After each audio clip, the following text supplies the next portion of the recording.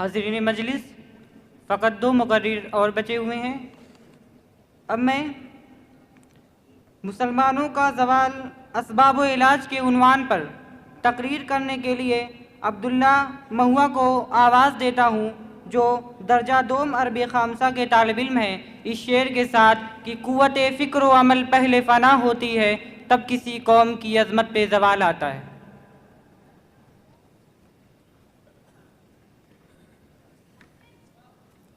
السلام علیکم ورحمۃ اللہ وبرکاتہ۔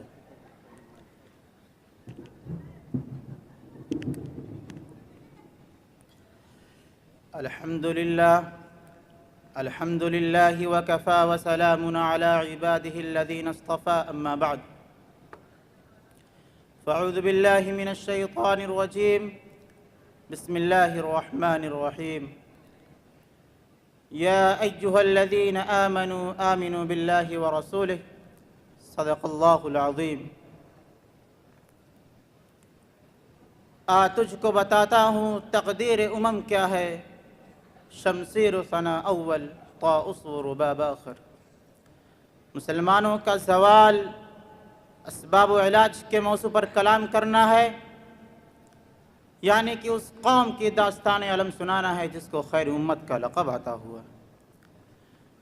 اس ملت کی پسماندگی و درماندگی، ضب و حالی و شکستہ بالی کو ذکر کرنا ہے، جسے وَأَنْتُمُ الْأَعْلَوْنَ إِن كُنْتُم مُؤْمِنِينَ کا وعدہ کیا گیا ہے۔ اس ملت کے انتشار و افتراق و خلفشار کا مرثیہ پڑھنا ہے، اس قوم مسلم کی محکومیت و مغلوبیت و مجبوریت کو بیان کرنا ہے، جس کی حکومت و قیادت عرب و عجم، ہند و سندھ، اسپین و افریقہ ہے۔ برادران مسلم، آئیے ہم ان اسباب و عوامل کو تلاش کریں جن کی وجہ سے امت اسلامیہ کو ذلت و نکبت سے دوچار ہونا پڑا۔ ہم غور کریں کہ آخر وہ کون سی وجوہات تھی جن کی وجہ سے ہمارا اقتدار جاتا رہا، عزت جاتی رہی، رعب و دبدبہ ختم ہو گیا، حاکم سے محکوم اور غالب سے مغلوب بننا پڑا۔ کیا وَأَنْتُمُ الْأَعْلَوْنَ إِن كُنْتُم مُؤْمِنِينَ، تم ہی سر بلند رہو گے اگر تم مومن ہو کا خدائی دعویٰ ہمارے اسلاف یا صحابہ کرام کے لیے تھا۔ اس لیے سب سے پہلے ہم کو یہ معلوم کرنا ہوگا کہ وہ کون سی طاقت تھی جس نے مسلمانوں کو عظمت و عزت اور قدر و منزلت کی بلندیوں پر پہنچایا۔ اس کے بغیر ہم مسلمانوں کی پسماندگی و درماندگی اور زوال و انحطاط کو نہیں سمجھ سکتے۔ تو آئیے تاریخ کا ایک طویل سفر کریں، 1400 سال قبل اس ماحول میں چلیں جس ماحول میں آفتاب رسالت، مہتاب ہدایت فاراں کی چوٹیوں سے طلوع ہوتا ہے اور غار حرا سے نور ایمان پھوٹتا ہے۔ کیسا معاشرہ تھا، کیسا ماحول تھا، کیسے لوگ تھے، کیسی فضا تھی۔ برادران اسلام، 6 صدی عیسوی کا زمانہ تاریخ انسانی کا تاریک ترین زمانہ تھا۔ خود قرآن پاک میں اللہ رب العزت نے اس کو فاسق ترین دور ارشاد فرمایا۔ ارشاد ربانی ہے، ظہر الفساد فی البر والبحر بما کسبت ایدی الناس، لوگوں کی بدعمالیوں نے بحر و بر میں فساد برپا کر دیا۔ تاریخ دانوں اور سیرت نگاروں نے عصر جاہلی کا جو نقشہ کھینچا ہے، اس کا خلاصہ یہ ہے کہ انسان جس کو اللہ رب العزت نے اشرف المخلوقات بنایا تھا، ضلالت و جہالت کی تاریکیوں میں بھٹک رہا تھا۔ انسانیت کے مردہ لاشوں پر شیطانیت کا رنگا رقص جاری تھا۔ انسان نما درندے اپنی معصوم بچیوں کو زندہ درگور کر دیتے تھے۔ معمولی باتوں پر برسوں جنگ کے شعلے بھڑکتے تھے۔ دنیا ہلاکت کے دہانے پر کھڑی تھی۔ سچ تو یہ ہے کنتم علی شفا حفرۃ من النار کا منظر تھا، مگر اللہ کو دنیا بچانا مقصود تھا۔ گلشن انسانیت کو تر و تازگی بخشنی تھی، دنیا کو ہدایت کے راستے پر لانا تھا۔ وہ نبی منظر مبعوث ہوتا ہے جس کی بعثت کی دعا خلیل اللہ نے کی تھی، جس کی آمد کی دعا روح اللہ نے کی تھی۔ ہوئی پہلوئے آمنہ سے ہوئے دا، تو آئے خلیل اور نبی مسیح۔ برادران اسلام، رسول عربی صلی اللہ علیہ وسلم کی بعثت ایک انقلاب عظیم تھا، ایسا انقلاب جس نے عربوں کی زندگی کا رخ پھیر دیا، انسانیت کے مردہ تن میں نئی روح پھونک دی، ضلالت و جہالت کے عمیق غار سے نکال کر سعادت و ہدایت کے بامی عروج پر پہنچایا، تاریک دلوں میں ایمان کا نور پیدا کر دیا۔ آپ اسلامی تاریخ کا مطالعہ کیجئے اور مجھے بتائیے کہ وہ کون سی طاقت تھی جس نے خاندانوں، قبیلوں، گروپوں، فرقوں میں بٹے عربوں کو ایک صف میں کھڑا کر دیا۔ وہ کون سا اصول تھا جس نے دلوں سے عداوت و نفرت، تعصب و عنانیت کو نکال کر اخوت و محبت پیار و الفت کا جذبہ پیدا کرتی ہے۔ برادران اسلام، وہ ایمان و توحید کی طاقت تھی، وہ آسمانی قانون تھا، وہ ربانی دستور تھا۔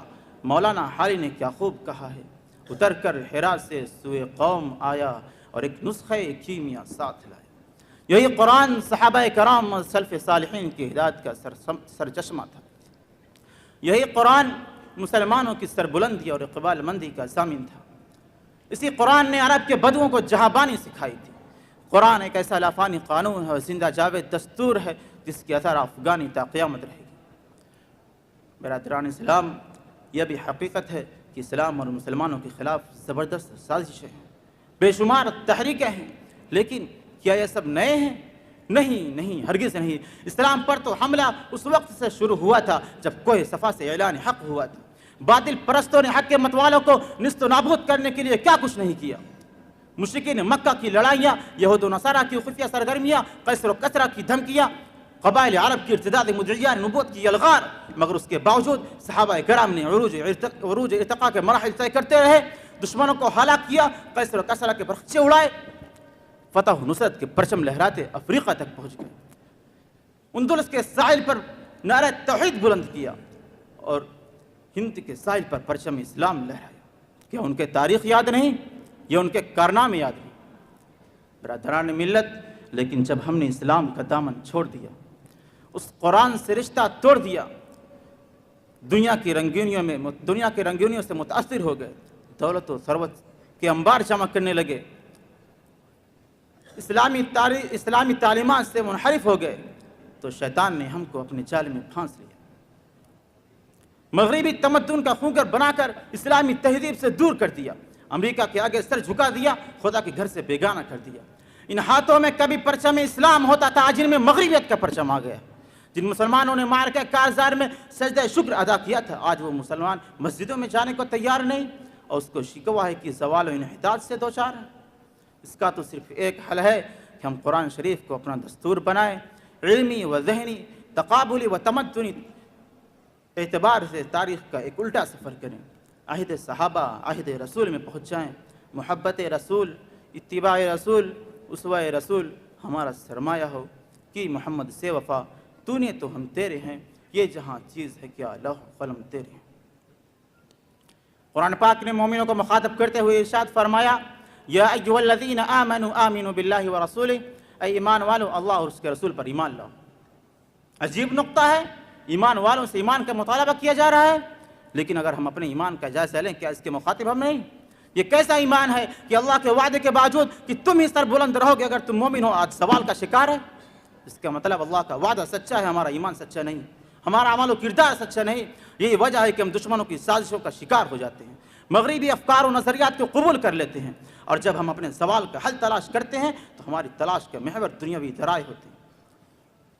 کاش ہم اصحاب رسول کی سنت کو زندہ کرتے، جن کی ایمانی صلاحیت توکل علی اللہ کا معیار یہ تھا کہ رضی اللہ عنہم ورضوا عنہ سے خطاب کیا گیا، ان الذین قالوا ربنا اللہ ثم استقاموا سے یاد کیا گیا، اور ہمارا حال یہ ہے کہ گنوا دی ہم نے جو اسلاف سے میراث پائی تھی، ثریا سے زمیں پر آسمان نے ہم کو دے مارا۔ برادران ملت، آج امت اسلامیہ کو ایسے علماء و قائدین کی ضرورت ہے جو ان کو احساس کمتری سے نکال کر خود اعتمادی کی دولت سے سرفراز کریں، مسلمانوں کی اس حقیقت سے آگاہ کریں کہ عصر حاضر میں جس کو تم تہذیب و ترقی کا زینہ سمجھتے ہو، دراصل یہ تمہاری بربادی کا باعث ہے۔ مادیت کی اصلیت نے روحانی حلاوت سے تم کو دور کر دیا، دنیا کی رنگینیوں سے متاثر ہو کر تم اپنے دین و مذہب، اخلاق و اعمال سے ہاتھ دھو رہے۔ تہذیب جدید زہر قاتل ہے، صحرا کا سرات ہے، پیاسا پانی سمجھ کر اس کی طرف لپکتا ہے اور ہلاکت سے دوچار ہو جاتا ہے۔ یہ دنیا کی چمک دھمک تمہارا مرکز نہیں، یہ پرعیش زندگی تمہارا مقام نہیں، بلکہ بقول علامہ اقبال، نہیں تیرا نشے من قصر سلطانی کے گنبد پر، تو شاہی ہے بسیرا کر پہاڑوں کی چٹانوں میں۔ اے امت اسلامیہ، تم ایک انقلابی امت ہو، تم نے حالات کا رخ موڑا ہے۔ یہ کیا گل اجمی ہے کہ دین کے بدلے دنیا کا سودا کر لیا، قیادت کے بجائے محکومیت کو قبول کر لی، عزت کے بجائے ذلت کا لبادہ اوڑھ لیا۔ تم اپنے اندر روح جلالی کیوں نہیں پیدا کرتے؟ تم اپنے اندر شان فاروقی کیوں نہیں پیدا کرتے؟ اٹھو بڑھو قرآن تھامو، تمہارا زوال اقتدار سے بدل جائے گا۔ ہوائیں تمہاری پیغام پہنچانے کی عرضمند ہیں، بحر ظلمات تم کو راہ دینے کے لیے بیتاب ہے۔ جبل طارق تمہاری راہ دکھ رہا ہے، انتظار کیوں ہے، تاخیر کیسی ہے؟ قرآن بھی موجود ہے، تاثیر بھی باقی ہے۔